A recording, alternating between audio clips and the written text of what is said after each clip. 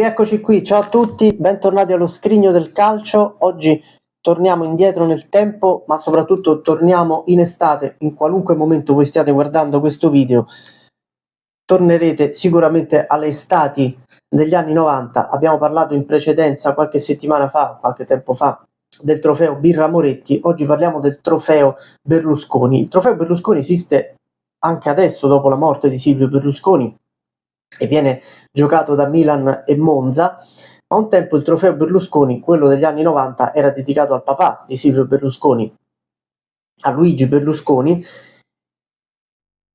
ed ebbe per diversi anni una caratteristica particolarissima: chi vinceva il trofeo Berlusconi non vinceva lo scudetto. Adesso andremo a vedere qualche aneddoto. Io vi ho portato qui anche qualche risultato, così ve lo vado a leggere, e vi invito ad iscrivervi al canale, quindi se non l'avete ancora fatto, se state guardando questo video senza essere iscritti, iscrivetevi, e poi vi invito ad andare a leggere sul blog Il Popolo del Calcio la storia del trofeo Berlusconi, che era il trofeo che nessuno voleva vincere.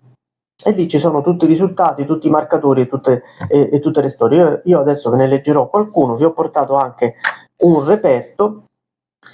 Il trofeo Berlusconi nasce per volere di Silvio Berlusconi nel 1990.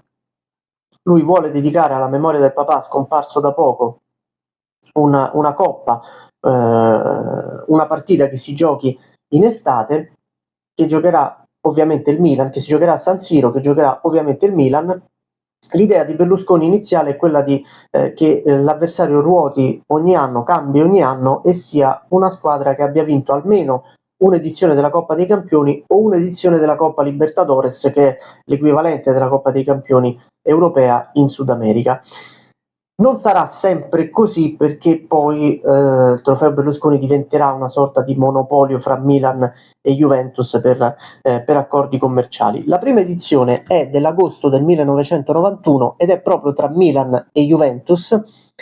La vince la Juventus 2-1 con doppietta di Casiraghi, gol del Milan di Maldini, e tra l'altro è stata una delle poche partite, io me la ricordo molto bene, l'ho vista in vacanza, in cui Paolo Maldini si lasciò andare a qualcosa che io non ho probabilmente mai più visto nella sua carriera, perché fu espulso per una testata sul naso proprio a Pierluigi Casiraghi.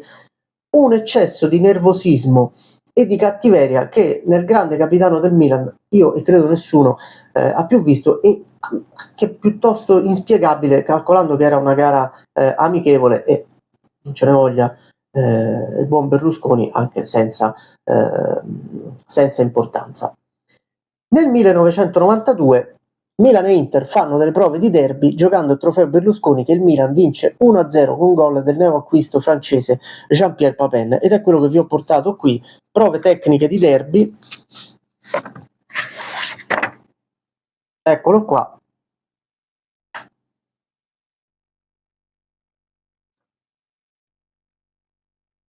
Vedete, trofeo Berlusconi, tra l'altro molto grande anche come dimensioni. C'è anche un'altra pagina, eccola qua, con l'esultanza di Jean-Pierre Papin qua. Spero che si veda. Il Milan batte l'Inter per 1-0. Devo vedere se c'è anche il tabellino, mi pare di no, non fa niente. Qua c'è anche Schillaci con la maglia dell'Inter. Purtroppo abbiamo perso da un po', ne abbiamo parlato qualche puntata fa. Andatevi a recuperare la puntata su cosa è successo a Totò Schillaci dopo i gol di Italia 90. E poi vi leggo adesso un po' di risultati che io ho portato qui. Nel 93 il Milan batte Real Madrid 3-2, da 3-0 a 3-2. Mi ricordo un gol di Zamorano che mi fece una grande impressione, centravanti che mi piaceva tantissimo, che poi ha giocato in Italia con l'Inter, segnando anche abbastanza. Nel 94 il Milan vince 1-0 con il Bayern Monaco, gol di Gullit, che poi avrà nuovamente una lite con Capello. Gullit, ritornato dalla Sampdoria dopo aver litigato con Capello, tornerà alla Sampdoria a novembre. Anche questa storia ve l'ho raccontata, recuperatela, le 2 stagioni di Gullit alla Sampdoria e i suoi dissidi con Fabio Capello. Dal 1995 inizia la sfida tra Milan e Juventus e inizierà questo incredibile andamento con chi vince il trofeo Berlusconi non vince il campionato successivo. All'inizio sembra un caso, nessuno ci fa attenzione, poi vedrete che cosa succede.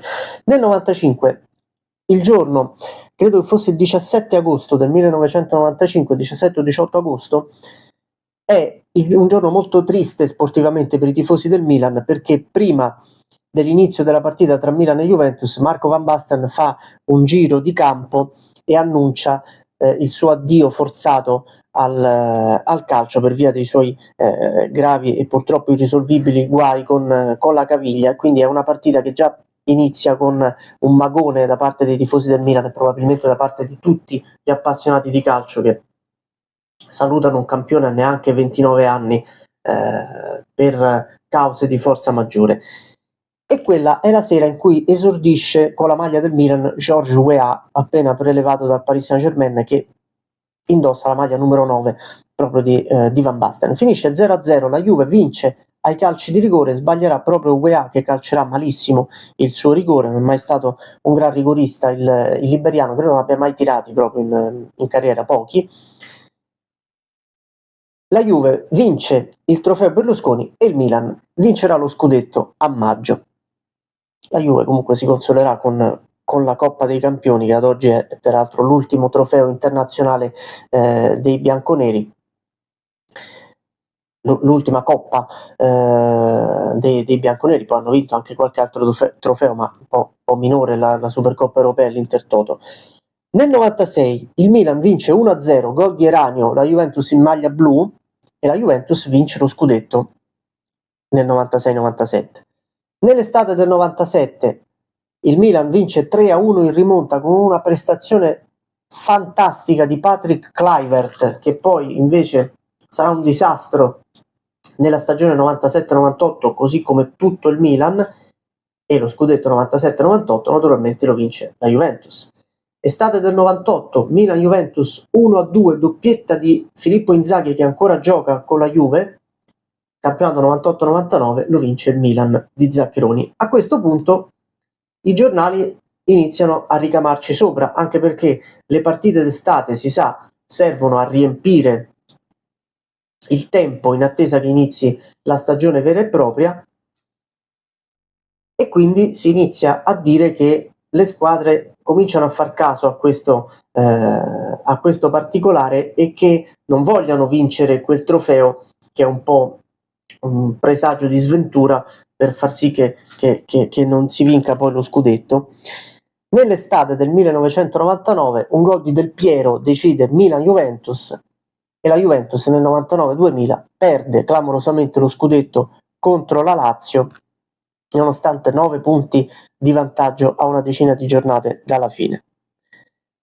Nel 2000 accade l'episodio che più mi ha ispirato poi per parlare di questa storia.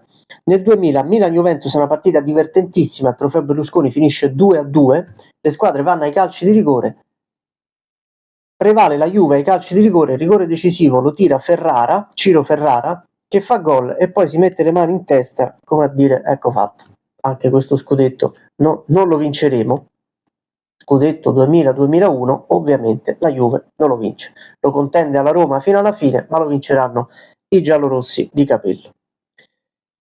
Nel 2001 ecco che il sortileggio si spezza. Nel 2001 la Juventus vince ai calci di rigore dopo l'1-1 dei 90 minuti dei tempi regolamentari e vincerà lo scudetto incredibile il 5 maggio del 2002, soffiandolo all'Inter che perde contro la Lazio, e finalmente il trofeo Berlusconi celebra anche la squadra futura campione d'Italia. Questo sortileggio poi, ecco, una volta che si è spezzato, poi non verrà più anche citato prima del trofeo Berlusconi, che piano piano, lentamente perderà, un po' come tutti i tornei estivi. Ne abbiamo già parlato quando abbiamo ricordato il trofeo Birra Moretti. perde un po' di valore, le squadre iniziano anche a non voler più fare questi semplici o triangolari o partite secche per privilegiare le grandi sfide, le grandi tournée in Asia o negli Stati Uniti per questioni naturalmente economiche. Le ultime edizioni terminerà anche la sfida tra Milan e Juventus, alcune volte si giocherà d'inverno. Le ultime 2 edizioni sono anche molto sottotono e un po' malinconiche. Nel 2014 il Milan batte 2-0 gli argentini del San Lorenzo in una gara con pochissimo pubblico, giocata d'inverno, senza copertura televisiva. L'ultima edizione è del 2015, torna ad esserci il derby tra Milan ed Inter, lo vince l'Inter tra l'altro con gol di Kondogbia, che in estate era stato a lungo inseguito dal Milan e poi preso dall'Inter, e si rivelerà poi un disastro, tantissimi soldi spesi per un giocatore sostanzialmente inutile alla causa nerazzurra. Poi la cessione del Milan da Silvio Berlusconi a quegli strani imprenditori cinesi che stavano portando il Milan davvero al dissesto, pone fine a un trofeo che a quel punto non ha più senso di esistere, dal momento che il proprietario del Milan non è più Berlusconi, quindi non c'è nessuno che possa e voglia organizzare quel trofeo, che finisce in soffitta definitivamente. Non è quello di oggi, come abbiamo detto, lo stesso trofeo. Il trofeo Berlusconi è oggi dedicato alla memoria proprio di Silvio Berlusconi. Se ne sono giocate 2 edizioni tra Milan e Monza, ce ne saranno probabilmente anche nelle prossime estati. Quello che ha caratterizzato il trofeo dedicato al papà di Silvio Berlusconi era davvero questa sorta di maledizione, di incantesimo, e di un trofeo che forse sotto sotto nessuno tra Milan e Juventus voleva vincere, per paura poi di non vincere lo scudetto, come è stato davvero per tanti anni. Era anche l'occasione per vedere i nuovi acquisti, e anche lì c'era qualche maledizione. Chi faceva bene in estate poi era un disastro in inverno, come abbiamo detto Kluivert ad esempio nel Milan. Magari in una prossima puntata parleremo dell'esperienza di Patrick Kluivert al Milan, pagato tantissimo e rivelatosi invece una sorta di fantasma. Vi rinnovo l'invito ad iscrivervi al canale, seguirci sui social, seguiteci ovunque e seguitemi anche domani, perché io ritorno. Ciao!